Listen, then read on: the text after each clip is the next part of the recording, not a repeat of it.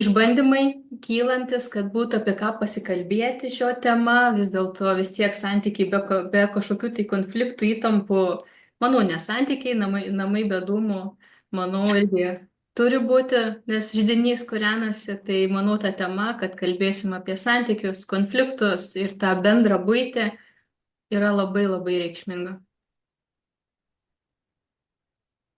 Sutinku, iš tikrųjų.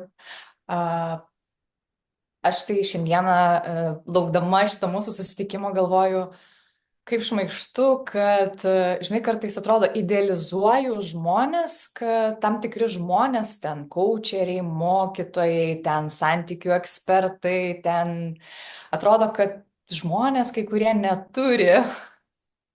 neturi kažkokių tai mm, nesklandumų savo bendrame gyvenime. Ir tada toks kartais atrodo, ar tai tikra, ar tai būna? Tai taip, pas mus irgi šiuo metu yra perversmų ir pokyčių laikas, augimas, nauji etapai. Žodžiu, labai įdomus laikas. Irgi padavė turinio mūsų susitikimui. Tai apie ką mūsų susitikimas? Šiandien kalbėsim santykiai, konfliktas, saugimas, manau, ir saugumo paliesim, ką reiškia saugumas santykiuose, kaip jausti saugiai santykiuose, ne? Kad tie konfliktai, nu jie kaip bebūtų, kad ir kiek tu gali ten tobulėti, augti, turėti žinių, jie yra neišvengiami, tai yra dalis, tiesiog pakeiti požiūrį į juos. Esmė tame požiūrį, ne, manau. Ir būtent apie tuos santykius. Mano pačios kaip pavyzdys per visą gyvenimą aš turėdavau ir santykius, aš buvau ištekėjusi ir išsiskyrusi, dabar turiu vyrą, kuris atitinka būtent tą vaizdą, kokiu aš norėdavau santykių, bet iki to turėjau aš paaugti pati. Ir mano buvo toks vienas irgi lūžis, kai aš radau vieną tokią moterį, kuris sąmoningų kelių eina, tikrai atrodo daug dirba ir kitiem padeda, kalbanti buvo apie savo santykius, kad va, aš keičiausi, mano santykiai tobuli, mes su vyru kartu, aš įtakojau vyrą, jam nieko neįtakojanti. Bet tuo metu paskui prakalbo apie tai, kad jis išsiskyrė su vyru. Man buvo toks dūžis lūkesčių, kad jeigu tu eini sąmoningų keliu, vadinasi, tavo santykiai taps idealūs. Bus viskas gerai, kaip rožėm klota. Ir jos tas skyrybos man buvo toks kaip mano lūkesčio dužimas, kad o tai yra, kad santykiai gali tęstis. Ar įmanoma, kad tie santykiai turi prasme kažkokią? Ar įmanoma turėti tos gražius ilgalaikius santykius? Ir tuo metu buvau vieniša ir man buvo tokie kosmosas. Nejaugi neįmanoma, tai va. Čia palėtė daug klausimų. Ar turi prasme? Be abejonės. Man atrodo, be abejonės. Ypač sutinkamų žmogum. Bet visiškai sutinku su tavo tuo dūžiu, kad aš irgi turėjau tą jausmą, kur man atrodo, čia nepadeda tas žmonių idealizavimas, kurį labai kažkaip natūraliai daro žmogus, kai lyginu save su kitais žmonėmis ir tada atrodo, kad jie visi ar ten kažkurie tai žmonės kažkur yra už mane geresni ir tada, kad jie yra labiau išsisprendę dalykus ir kartu galvoju, žinai, yra visai daug energijos ir drąsos reikalaujantis tas sprendimas pasirinkti išeiti, net jeigu ir kuri tuos sąmoningus darnius santykius, ta prasme. Bet manau, kad tas išsiskyrimas yra teisingas vienu atveju, jeigu tik žmonės sugeba išsiskirti darniai.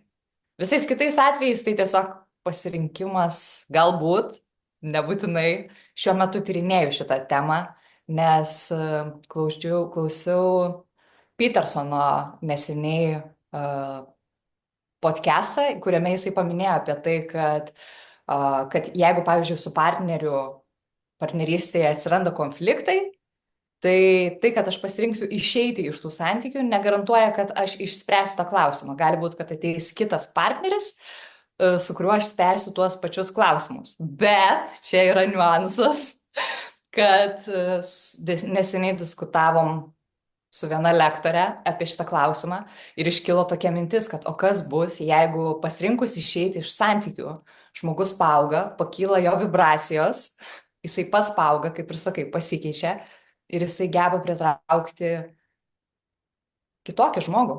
Ir galbūt jam nebereiks spręsti tų pačių klausimų. Tai kaip žinoti, kada yra laikas, bet net nežinau, ar mes einame tą kryptim iš tikrųjų, nes konfliktai, ar tai yra konfliktų, ar mes norim ten eiti? Matai, aš manau, čia yra vienas iš konflikto sprendimo būdų išdraškyti, išeiti ir aš einu kitur į kitus santykius, ieškodama kažko. Jeigu išeini iš santykių, nes jie ieškosi kažko, logiška, kad nesurasi, nes teks atsidurti toj pačioj vietoj. Bet jeigu tu turintis konfliktą ir tu viduje užtikrintumą turi su pagarba partneriui, jį matai, jam padedi taip pat augti ir galbūt nekaltini jo kažkuom, tai man rodo tokį darnų konflikto sprendimą, kad aš matau, kad aš tave gerbiu, myliu, bet aš matau, kad tu ne tas mano žmogus esi, su kuriuo aš galiu tęsti. Ir aš jau geriau viena būsiu, aš esu patenkinta būti vienai, nesitikėdama, kad greitai papulsiu kitus santykius. Tai tikėtina, tas yra išėjimas tas, kai aš išeinu, bet aš žinau, kad viskas gerai bus su manim, kai aš viena būsiu. Tai manau, klausimas, kokiu tikslu išeini iš santykių, ieškoti iškart kitų, geresnių, ar vis dėlto gal aš pabūsiu viena, nes aš matau, kad man reikia laiko su savim. Tai čia kaip iš konflikto sprendimo būdas, ne, išėjimas, bet yra kitų būdų. Manau, apie tuos galim būdus pakalbėti, kaip galbūt spręsti konfliktus santykiuose, nes vėlgi, kaip minėjau, konfliktas yra ir augimas. Šita tema atrodo tokia daug hipotetinių tokių teorijų, daug tokių hipotetinių pamąstymų. Ar tau nėra tokio jausmo? Čia, manau, tikrai gali būti keliukų klystkelių, kur galima labai lengvai nuklysti ir tų temų, tų, kaip sakai, potemių, hipotetinių pamąstymų, klausimų be atsakymų gali būti tikrai labai daug. Ok, tai kaip manai, kokie yra alternatyvūs būdai, jeigu visgi yra pasirenkama likti su partnerė? Kilo konfliktas? Ką daryti? Eiti į save ir žiūrėti, kokius man jausmus sukelia. Kas vis dėlto kyla manyje pačioje, nes vėlgi konfliktas yra tada, kai gali analizuoti save, suprasti save labiau, nes partneris yra tavo veidrodis. Bent jau mano santykiuose man partneris yra mano veidas. Ir aš jam esu veidrodis. Ir jis man yra veidrodis, ne? Jeigu manyje kyla jausmas ir, tarkim, aš į jį labai projektuoju didelius lūkesčius, kad kažką padarys, kažką tokio pakeis, ko aš pati nedrįstu pakeisti, aš jį įdėsiu visas pastangas, kad jis padarytų tai, ko aš noriu, bet aš pati nedrįstu tai daryti. Tai mano tas konfliktas kilęs santykiuose, mano lūkesčių projekcija į jį, tai yra galimybė man atsitraukti, okei, kas su manim vyksta, kodėl aš puolu ant to žmogaus, ko aš noriu iš jo, ir ką jis rodo man, ko aš savo neduodu galbūt, ir ką jis man rodo kaip pavyzdys. Manau, šitas, bent jau ką aš irgi savo darau, tai yra einu į save iš karto, analizuoju, kas vyksta su manim. Sakai, iš karto eini į save. Ne, Pasidalink. prisiduodu, ne visada. Ai, galvoju, gal Ernestas žino kokį nors magišką būdą, kur įvyko konfliktas. Apie ką jis? Yra Aš labai plona riba, labai plonytė riba. Jau tik kylanti iš karto atsitrauk. Pavyksta kartais, ypatingai šiandien pavyko tą padaryti, jautau, kad kyla ir galvoju, palauk, stop, pakvepuoti, reikia nurimti, laiku sustoju. Būna, kad nespėju. Tada jau aišku būna konfliktas ir būna įtampa ir būna žaidimas. Taip, žinau tą jausmą.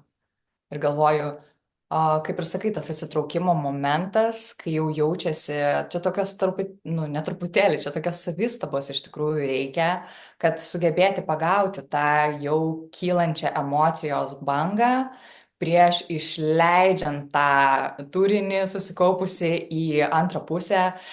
Ir galvoju, ar tikrai čia šitas mūsų susitikimas yra apie moteris, aš teisingai suprantu. Manau, kadangi labiau iš savo pusės mes žinom. Aš vyrą galiu pasakyti, ką jame matau, bet ką jis jaučia tuo metu, jaučia vyrai, reikėtų klausti, ne? Tiesa, tiesa, aš čia dabar užsimenu ant tokį lyrinį šiek tiek nukrypimą į saugumą.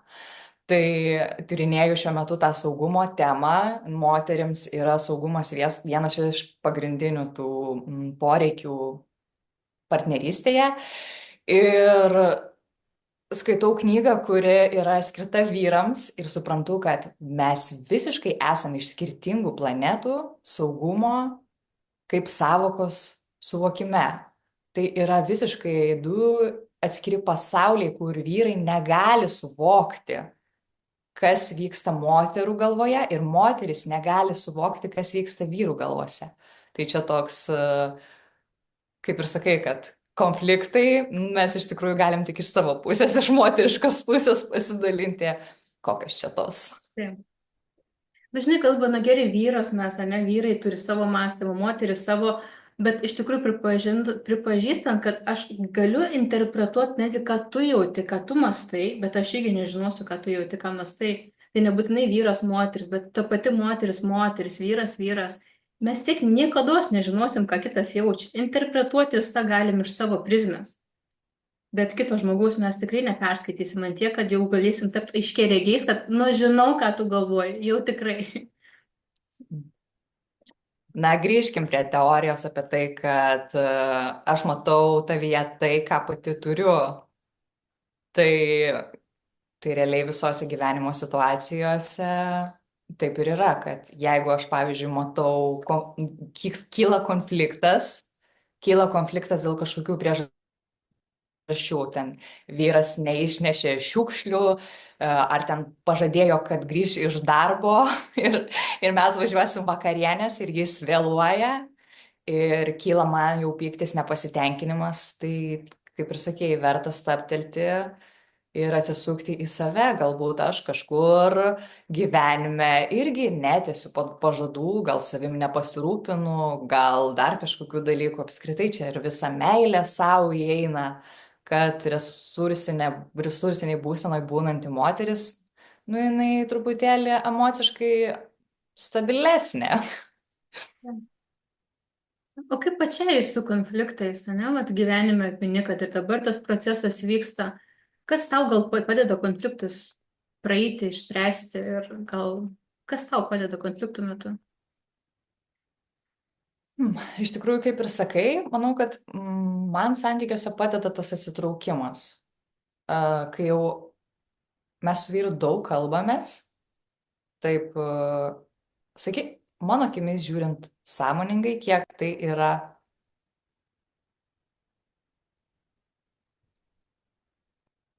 Tu mane girdi? Taip, girdžiu. Viskas gerai. Girdi? Aha. Aš jaučiu, kad aš turiu techninių kliūčių. Sekundėlę. Mhm. O, grįžai. Gerai. Bet nes tave girdėjau, viskas gerai buvo.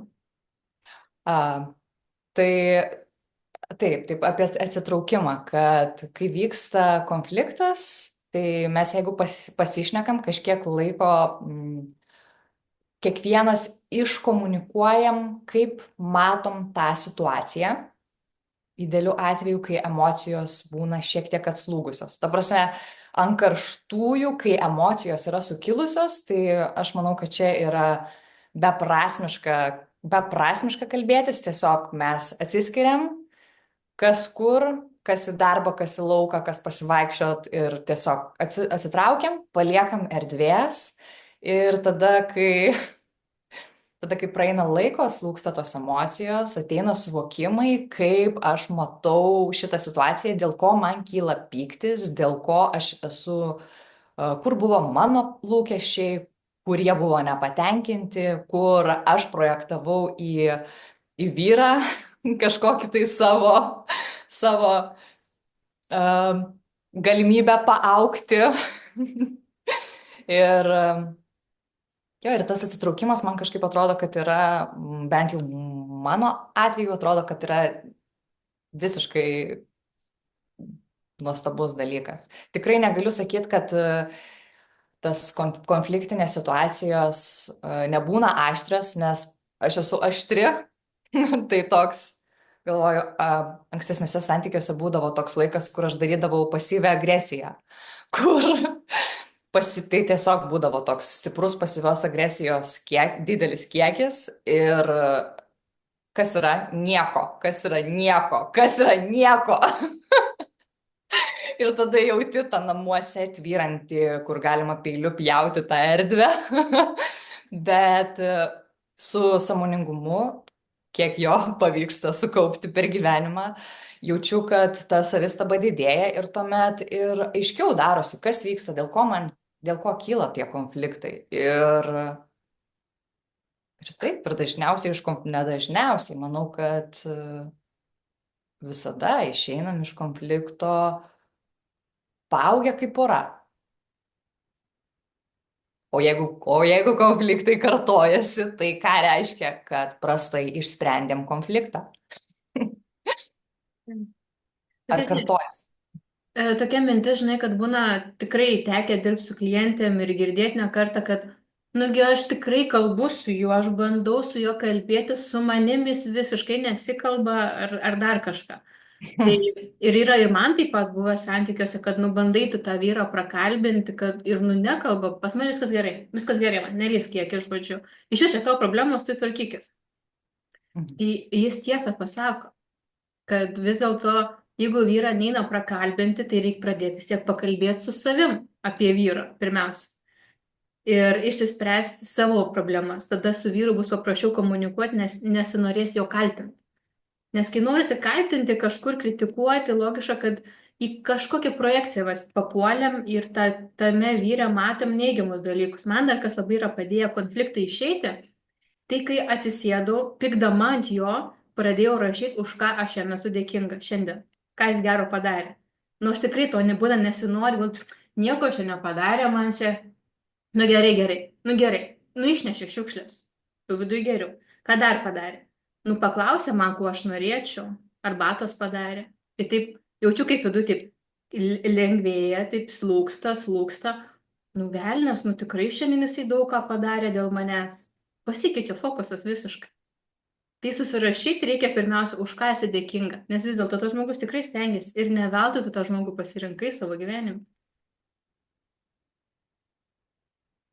Ir papildyčiau, kad apskritai tas dėkojimas yra labai svarbus. Tiesiog kiekvieną dieną yra už ką antrai pusiai padėkoti. Toks yra jausmas, kad kai aš nustoju dėkoti, tada atrodo, kad tai tampa duotybė, tokia, žinai, kur taip tiesiog turi būti. O kai dėkoju, tai tuomet yra toks jausmas, kad aš vertinu tai, ką tu darai. Net jeigu tai yra, kaip ir sakai, ten arbata, ar ten, žinai, vakarienė, ten ir taip toliau. Tai tiesiog tas gebėjimas sąmoningai atkreipti dėmesį, ypač moterim, yra, man atrodo, raktas į svajonių partnerį. Na, bet žiūrintieji, kurie mus žiūri, parašykit, kaip jums sekasi su dėkojimu santykiuose, partneriui. Ar linkę esate dėkoti ir kaip dažnai jam padėkojat už kažkokį minimalų veiksmą savo gyvenime. Kiek jūsų santykiuose tas dėkojimas yra svarbu? Nes tai vienas iš konflikto, nu, manau, lengvinimo būdų. Mano santykiuose tai tikrai padėjo ne kartą. Oi, bet tai tu sakai, dabar esi konflikte, jau čia putoja emocijos, purslai čia kyla ir dabar eisi ir dėkosi.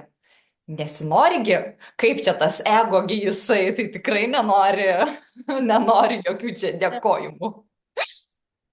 Jo, ten viduje tikrai būna užsišykę ir tikrai mažiausiai norisi dėkoti. Bet jau atsitraukė ir eini susipykus kur nors tenais į vonę pasisėdėti, atsisėdi ir galvoji apie tą dėkojimą.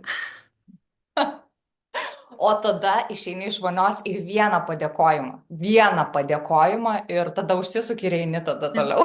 Ačiū, kad išnešė šiukšlę. Dėkoju, kad išnešė šiukšlės.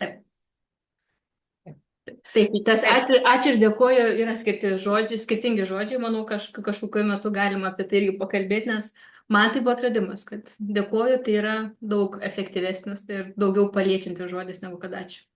Taip, taip, visiškai sutinku. Raktas. Raktas. Dar norėčiau pakalbėti, manau, kad mes kadangi kalbėjom apie tai, apie augimą. Vis Mhm. dėlto toksai irgi, jeigu man tai būtų prieš kokius 5 metus pasakė, kad, žinok, konfliktai tai augimas, mėluoju, tu tik tai, žinok, kitaip reaguok, sakyčiau, tu visai ką, aš su vyru čia pikstuosiu, kur čia augimas gali būti, čia iš viso kažkoks lochas mano gyvenimas, sėdė, čia dabar auksiu aš kažkur, tai jam čia reikia aukti, ne man. Tai kaip aš šitą supras, nes tikrai, manau, galima taip sureaguoti, nes aš reaguočiau. Labai geras, labai geras. Galvoju, aš taip skambėjau tikrai irgi, tikrai 100%. Bet einant laiko kažkaip tai atėjo suvokimas, kad tai jeigu aš išsirinkau tą partnerį ir esu verta tokio, kokį gavau į savo gyvenimą, dėl kažkokių priežasčių. Nu, čia tokios mano bent jau pasaulio matymė, tai yra, kad jeigu jau į mano gyvenimą atėjo tas partneris, tai aš esu to verta. Jis yra mano geriausias mokytojas, kaip ir sakei. Ir iš šito geriausio mokytojo aš galiu išmokyti pačias geriausias man kaip žmogui pamokas. Tai reiškia, kad jisai yra mano mokytojas į geresnę mano versiją, kas yra, man atrodo, siekiamybė, ta prasme, kuo mes esam sąmoningesni, kuo mes greičiau išsisprendžiam tas pamokas, tuo mes greičiau galim judėti per gyvenimą. Ir niekasgi nesakė, kad šitam gyvenime čia viskas bus tiesiog rožėm ir vienaragių dulkiam klota. Čia toks, žinai, gal toks yra va tas lūkestis kažkoks vėlgi, kad gal idealizavimas kažkoks, čia gal filmai irgi savo kažkokį indėlį įneša, kad kažkaip čia turi būti viskas tobula. Filmas baigėsi juk tada, kai, kai jau jie tampa pora. O kas tada? Ilgai ir Ilgai, laimingai? taip, taip, ilgai ir laimingai, bet grįžtant prie klausimo apie tai, kaip konfliktai yra ta augimo galimybė, tai taip, manau, kad tiesiog staptelt, atsitraukti ir suvokti, apie ką tai yra, iš kur tos yra emocijos, nes pas žmogų emocijos kyla dėl priežasčių, jos nekyla šiaip, žinai, dėl ko aš ko tai, pavyzdžiui, aš dabar neverkiu ir man dabar nėra liūdna. Tai toks ir tas savistaba, man atrodo, tame konflikte įneša galimybę suvokti, kad, tai aš dabar vat pykstu, ar man ten kilęs yra susierzinimas dėl priežasčių kažkokių tai. Ir kai mes kalbinam tas emocijas, irgi vienas iš būdų, kad tiesiog irgi atsitraukti ir tada tiesiog atkreipti dėmesį, kokios emocijos kyla, pasimti vat emocijų ratą ir pagal tas emocijas tiesiog jas įsivardinus užduoti savo klausimą, apie ką man yra šita emocija. Ir leisti tą emociją pabūti, kad ta emocija pabūtų. Emocijos turi savybę pasirodyti ir po kažkiek laiko praeiti, bet jos atneša žinutę, kad žmogus imtųsi veiksmo, nes tam ir yra duotos emocijos žmogui. Tai aš bent jau taip matau. Kaip tu matai? Arba tokia, žinai, mintis, kad jeigu ir nepavyksta laiku atsitraukti, vis dėlto įvyko tas toksai aršus konfliktas, išgirdai tų įžeidimų, pasakei vyrų įžeidimų, viskas gerai, būna ir taip. Ir nuverk posmą, leisk savo išlaikyti emocijas ir tada sėsk prie šito rato ir taip pat labai veiksmingai galima tas emocijas visas peržiūrėti, kas vyko pas tave. Verkimas labai geras dalykas, išvalo emocijas, kurių yra per daug. Verkti yra labai geras dalykas, tikrai. Verta, reikia. Dulkės išvalo iš akių vokų ir ten tų latakų visų ir šiaip emocijas tikrai nuramina. Aš čia tiesiog galiu pritarti, kad taip, aš profilaktiškai rekomenduoju paverkti labai, ta prasme, labai gerai, pasileidžiate, viskas, super, atsiranda erdvės kitom emocijom, kitai kokybei. Jo, ir su tavim viskas gerai, jeigu verki. Tai nėra tame, kad tu esi per daug emocionali, per daug kažkokia tai čia drama queen ar dar Verkti yra labai natūralu. Visi mes esame skirtingi ir žinau, kad man labai dažnai sakydavo, kad kaip tu čia verki, tu per daug emocionali, tu čia neverk, čia negali. Galima ir reikia viso šitom dalykė paverkti. Labai naudinga. Apie saugumą čia galim šiek tiek užsiminti, kad tada, kai, žinai, yra gan toks, organizavau neseniai renginį apie emocijas ir vėl organizuosiu. Ir moteris susirašinėjo to renginio čate apie tai, kad vyrams kyla nepatogumas, kai moteris, žinai, daug emocijų patiria, daug ten turinio vyksta ir vyrams nepatogu, jie nenori priimti tų moterų emocijų ir tuomet moteris pradeda slėpti, mažinti, menkinti, ten visaip kaip tas emocijas savyje slėpti, kad nu, tai kad nebūtų atstumtos, kad būtų priimtos, kad būtų mylimos, bet tai ateina su kaina. Ir dabar vat, tokį tą nuokrypį apie saugumą, kad tai jeigu vyras santykyje yra tam, kad patenkintų moters poreikį saugumui, nesakau, kad reikia pulti į kraštutinumus, bet jeigu jis yra tam, tai emocinis saugumas irgi yra dalykas. Tai reiškia, kad kai moteris jaučia emocijas, vyras gali suteikti emocinį saugumą moteriai ir sudaryti sąlygas, kad tos emocijos būtų lengviau apdorotos. Žinai, gal nereikia bėgti tada užsidaryti bonio ir ten verkti, o tiesiog gal vyras gali šalia būti ir leisti tiesiog tom emocijom. Žinai, be kaltinimo, aš čia nesakau, kad reikia pulti tos kraštutinumus, kur tu, kiaulė, ten tu. Tai Dažnai čia šitas būna sunku padaryti, kai pats vyras nesugeba būti su savo emocijom. Kai jis pats nepriima savo emocijų, kai jis turi savyje traumą tų tokių emocijų, logiška, kad jis neprims moters emocijų. Ir moteriai būnant su savo emocijom saugiai, priimančiai savo emocijas, jau automatiškai viduje saugumas yra, kad aš suprantu ir tave, ne, partnerį savo, kad tu galbūt nejaukiai jauties prie manęs. Ir nėra ta, kad vyras kaltas, kad jis manęs nepriema, bet supras, kad vyras turi savo traumas. Ir tu galbūt jo projekcija į tave, kad tu kažkokia esi nenormali su savo emocijom, tai yra tik dėl to, kad jis taip jaučiasi su savimi ir savo emocijomis. Ir tu jam tiesiog rodai jo žaizdą. Tai toksai irgi būna sunku ir tą pasakyti vyras, dabar priimk ją, duok ją erdvės. Nefiga jis, jeigu pats nemoka su savim sutvarkyti, tai ką jis duos moteriai. ir čia aš tave trumpam sustabdysiu ir pasakysiu visiems vyram, kurie žiūri mūsų susitikimą, tai jeigu jūs gąsdina moters emocijos, tai laikas atėjo dirbti Su savim. su savim, su savo emocijų prieimimu. Ir moteris, būdama santykiuose veidrodžiu, yra tobula galimybė tai daryti. Tobula treniruočių partnerė priimti jos emocijas, priimti savo emocijas ir užaugti ir tapti vyru. Ir viskas labai gražu ir nebūtent dabar gerai, tu dabar prie manęs verk ir aš čia didvyriškai stovėsiu. Ne, po truputuką pradžią matau verkiant, okei, viskas gerai, ji normali, aš normalus, čia nieko asmeniško, ji verkia, čia nebūtinai nuo manęs, neprisimti nieko asmeniškai, nes vyrai prisima asmeniškai gal šiek tiek, manyčiau, bent jau savo, kiek žinau, toj vietoj.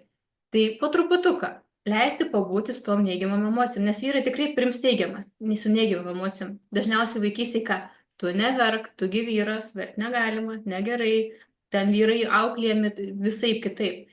Ir kalbant irgi apie tos santykius, šiek tiek apie konfliktus, apie priėmimus, apie buvimą santykiuose, galbūt ta tema tokia yra labai ir gilesnė ir būtent tikrai yra to darbo. Mano asmeninis pats augimas ėjo nuo tada, kai aš pradėjau priiminėti savo tėvus. Nes mano partneriai buvo panašus į mano tėtį. Aš kaip bandai kažką keisti, kažką daryti. Tai tada dirbau su tuo. Plus po to santykiai su mama įtakoja santykius, ne? Tai vėlgi, mano asmeninis augimas ėjo per santykius su tėvus, ėjimą į tą skaudžią, nemalonę praeitį.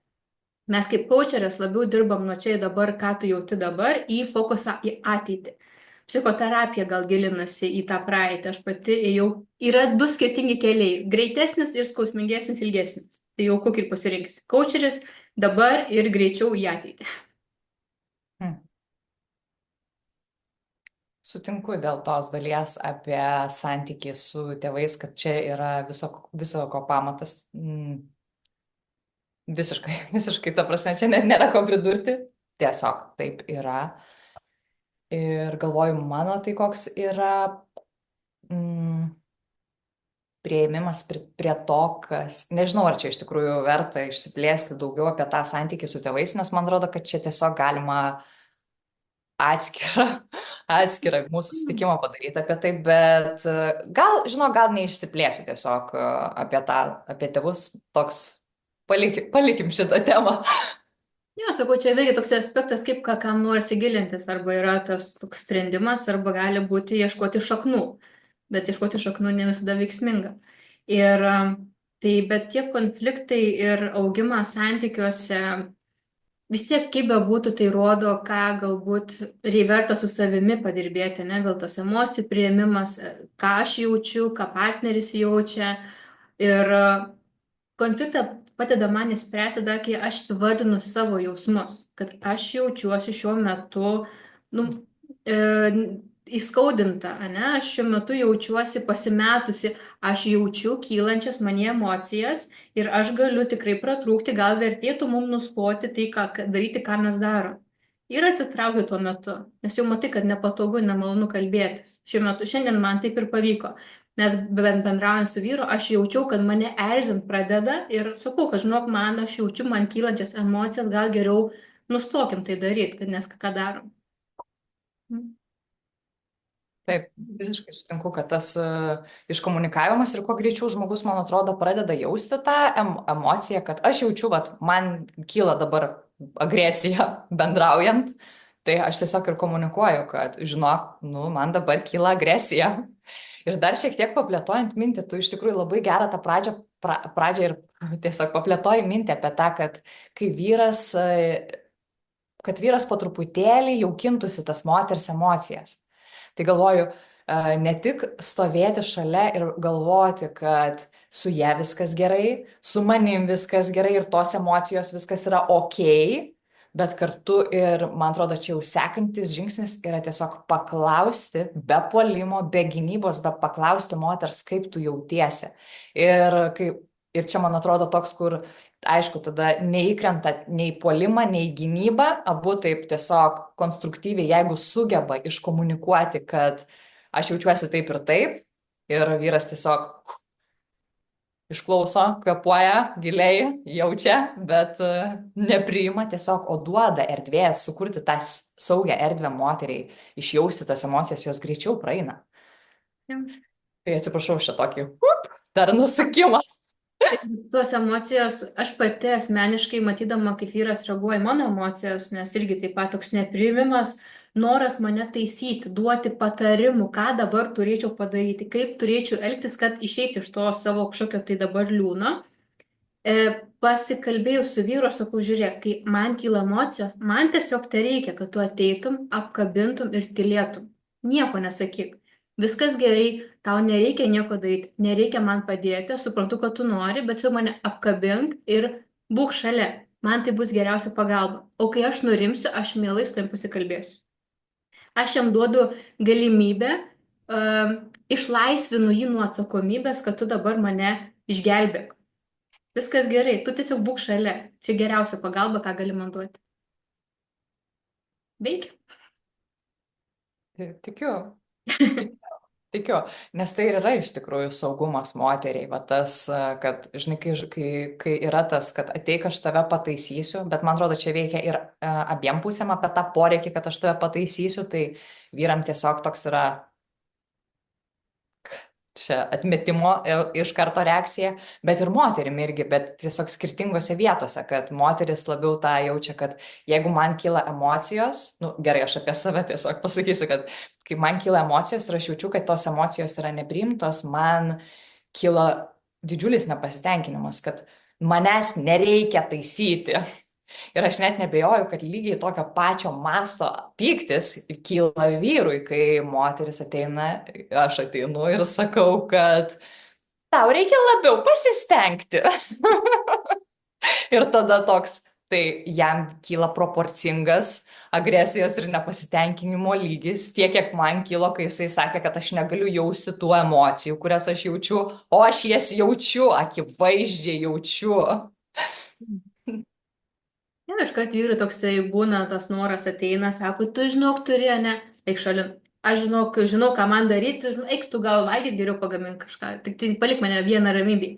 Nes vyrui veikia galvoj ir kiek teko skaityti, kad jie turi pirmiausia viską susidėlioti galvoj, kad ateitų ir tau duotų kažkokį sprendimą. Nebūtinai jie čia ir dabar sprendžia, jie tiesiog reikia mąstyti, galvoti, daryti ir rasti išeitį.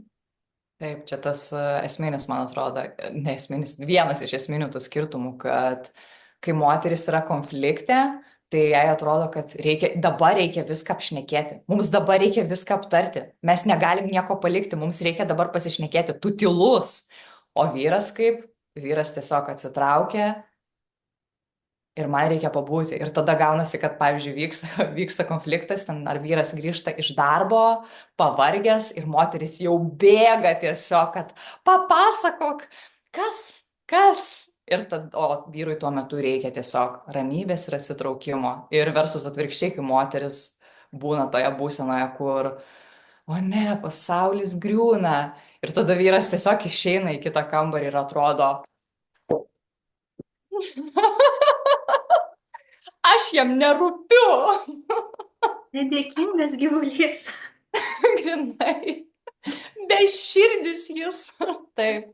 Tai tiesiog tą priimti ir suvokiant vyrams duoti erdvės, o moteriams Apkabinti ir tylėti.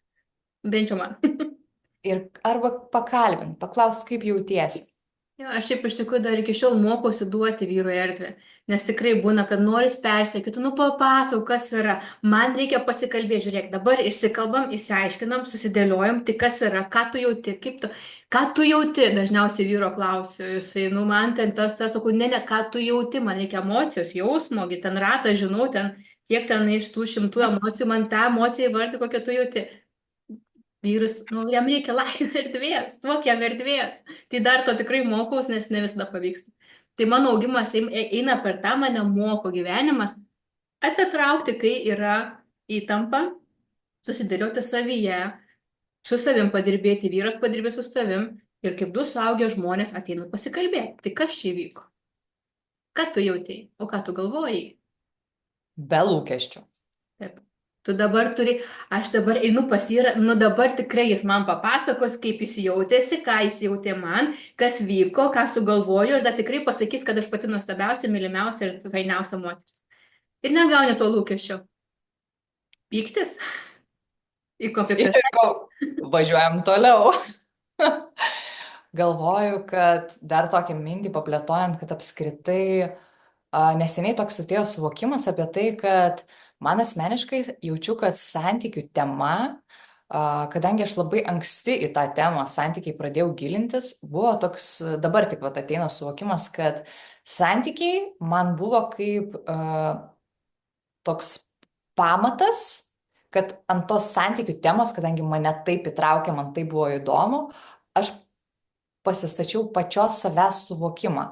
Nes, žinai, santykiai yra ne tik apie kitą žmogų, kaip ir kalbam apie tai, kad kai vyksta konfliktas, tai yra iš tikrųjų man apie mane pamokos, ne apie jį, man viskas yra apie mane. Ir tada gaunasi, kad taip tiesiog dėkoju tam, kad mano gyvenime atsirado tema santykiai kaip dalykas, kuris mane domina ir traukia, nes tai suteikia man galimybę visaip kaip iš visų pusių pažinti save, savo poreikius ir suprantu, kad konfliktai yra tiesiog atskira, nepatogi, bet super verta gyvenimo kokybę gerinanti galimybę paaugti ir man kaip žmogui ir padėti paaugti mūsų santykiams. Man toks apibendrinimas, vos vaizdas matosi, ne, kad mes vadiname vyrą savo antrąją pusę. savo antrąją, va, ta, atrodo, kad tu toks pusinis esi be to žmogaus, ne? Ir, bet sunku priimti tai, kad tas žmogus yra atskiras individas, turintis savo pasaulį, savo vaizdą, savo mąstymą ir tu esi visiškai kitaip. Ir esmė augimas, kai tu sugebi priimti save, tą šešėlį, kurį matai jame, ir priimti jį kaip atskirą žmogų. Tai tada sugebi būti ir tu pilnas, ir tą žmogų priimti kaip pilną individą. Ir kartu eiti kaip dvi galingos jėgos, eiti pirmyn kažkur gyvenime, kažkokiu tai vienodu tikslu nustatytų, kai abu siekia bendro tikslo vardan savo geresnio gyvenimo link.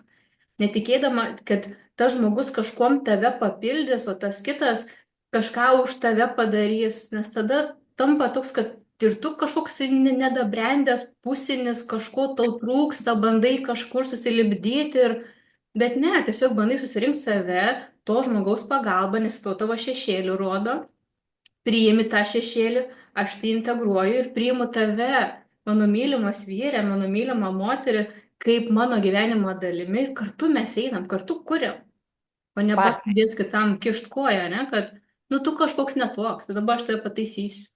Oi, čia mano buvo gyvenimo moto. Mm. Taip, sutinku, labai gerai apibendrinta, iš tikrųjų. Nes vis dėlto toks esmė tame pilnatvės jausmas, bet pilnatvė ne kai kitas žmogus tave padaro pilną, bet kai tu save padarai pats pilną ir tada iš tos gausos duodi. Tada niekada su nepritrūks. Tai Ir manau, net kad tas augimas ir yra, kad integracija savo šešėlio ir užpildymo pačio savęs. tavo apibendrinime buvo tiek paraleliai išeinančių temų apie pilnatvę, apie prisipildymą, ta prasme, čia tiesiog, man atrodo, neišsamiama. Matai, aš Bet manau, kiekvienas žmogus mes kaip tos pūzlės esam, dalelyčių ten milijardai, milijonai. Ir tų temų, kaip paminėjai, gali būti tūkstančiai. Ir kiekvieną tą dalytę, kai tu užpildai, įdedi jau gražiai suformuotą į save, tu pilnėjai vis labiau. Ir kiekvienas mano, pavyzdžiui, aspektas, kaip minėjau, mano augimas, ne mama, ačiū mano mamai, ačiū mano tėčiui, kad tu esi, suprantu, ką jūs patyrėt, kad aš esu dėkinga jums už savo gyvenimą, jau mano dvi dalytės viduje padėtos. Jau man nereikia kažkur ieškoti partnerį, kad dabar tu užpildyk mano mamą, užpildyk tėtį. Čia toksai gali irgi ta plėsis ta tema, bet kaip variantas, ne, toksai būtų. Pažįstu savo emocijas, turiu visą tą raktą, suprantu savo emocijas, jau dalyčių, kiek užpildau savyje. Ir tų temų galima plėsti labai labai daug. Ir aukti. iki mėnulio ir atgal. Tikrai Taip. taip. Nes tam ir duotas mūsų gyvenimas, manau, kad mes auktumėm ir pildytumėmės. Tai čia tame grožis yra. Kai tu Tiesiog sutinku. pakeiti fokusą, truputuką. Santykiai ir yra apie tai. Taip. Tai santykiai, apibendrinant, ir yra augimas. Taip. Puikiai. Ir viskas, kas juose vyksta, yra augimas. Aš prisiminiau, yra vienas klausimas. Super. Klausimas skamba taip. Kažkur jis buvo užrašytas, bet dabar aš jį pamečiau, bet jeigu aš teisingai prisimenu, tai kas kiek laiko yra normalu pyktis?